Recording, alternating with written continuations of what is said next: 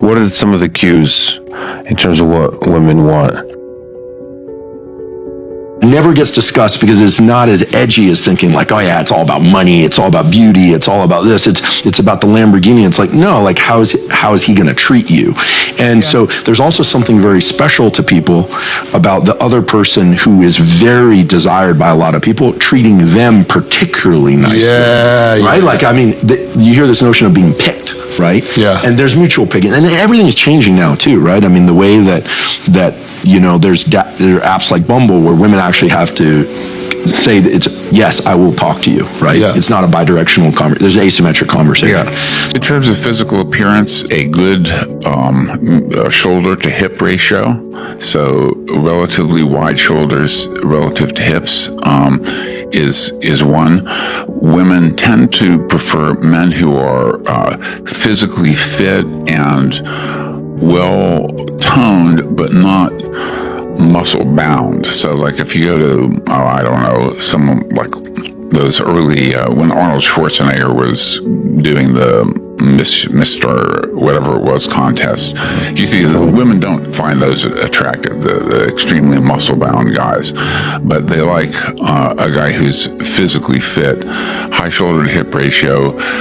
They like guys who are physically taller than they are, and guys who are a bit above average. I think that women might interpret a guy who is so obsessed with his body that they might view that as a sign of narcissism. Yes.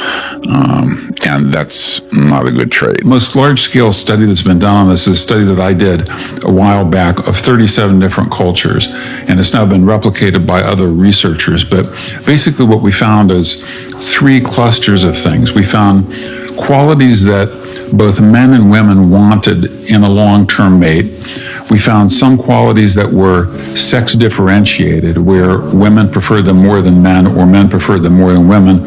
And then we found some attributes that were highly variable across cultures in whether people found these as desirable or indispensable or irrelevant. So if you talk about universal desires, so things that men and women share, there are things like intelligence, kindness, mutual attraction and love, which is really kind of heartwarming because some people think that love is a recent Western invention by some European poets, but it turns out it's not true. You go to the Kung San in Botswana, and they describe pretty much the same experiences of falling in love as we do, and even describe the distinction between this kind of infatuation stage of love and the attachment phase where, you can't maintain this frenzy of infatuation and obsession for very long, 6 weeks, maybe 6 months at most. Otherwise, you can get nothing else done in your life. And those are those dopamine circuits firing at high frequency. Yes.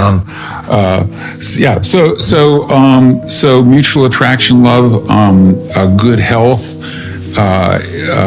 dependability, emotional stability, although there's a bit of a sex difference there with women preferring it a bit more than men. So you go to the Zulu tribe in South Africa or, Rio de Janeiro in Brazil or Portugal or Oslo or anywhere in the world, and these are qualities that people universally desire in long-term mates. Physical appearance for women is important in long-term mating, not as important as it is for men, but it becomes more important in short-term mating. And so is the guy good looking? So those physical attributes are more important for women. They remain important for men, physical appearance in short-term mating, but with the footnote that men are willing to drop their standards in short-term mating if it's low commitment, low risk, just sex, without entangling commitments. Women are more likely to prioritize what I call bad boy qualities. So guys who are very self-confident, guys who are strut, guys who are a little arrogant, guys who are risk-taking, guys who defy conventions. Women are more attracted to those guys in short-term mating than long-term mating. And whereas in long-term mating, they go more for the good dad qualities. Is this guy dependable? Is he going to be a good father to my children? And then also, in short-term mating, women use that mate copying heuristic. That is, if there are thousands of other women who find him attractive, women find him attractive. And so that's why you have the groupie phenomenon. So with the rock stars, for example, there are thousands of screaming women, all of whom want to sleep with this famous rock star, and they use that as information. They find, if you took like a still photo of some of these rock stars and asked women how attractive the guy is versus tell him he's a famous rock star and show the thousands of women screaming at him, they judge him entirely differently in terms of his attractiveness. Or even, and this is an important point, that women's attraction to men is more context specific and varies more across contexts than men's attraction to women. And so I'll give you just an example of that. This is a female colleague of mine went to a conference, an academic conference, and she found the organizer of this conference to be really attractive, and then saw him 6 months later and wondered, well, what was I thinking? He doesn't seem very attractive at all. And what it was is, when he was the organizer, he was at the center of the attention structure. You know, he was the guy up on stage directing everybody, and everyone was attending to him. And then when he was just a normal presenter at a conference, he didn't command the attention structure like he did when he was the organizer. And so this is just an illustration of how circumstance dependent women's mate attraction is for guys. It depends on, his status, the number of women that are attracted to him, the attention structure, how he interacts with a puppy or a baby, if he's ignoring a baby in distress or positively interacting with a young child. All these things, whereas for men, it almost doesn't matter. Context is more irrelevant. They're honing in on the specific psychophysical cues that the woman is displaying, and context be damned. Ultimately, I mean, right, there's the dopamine phase of a relationship, and then there's the serotonin phase, the kind of more mutuality, coziness, and sweetness.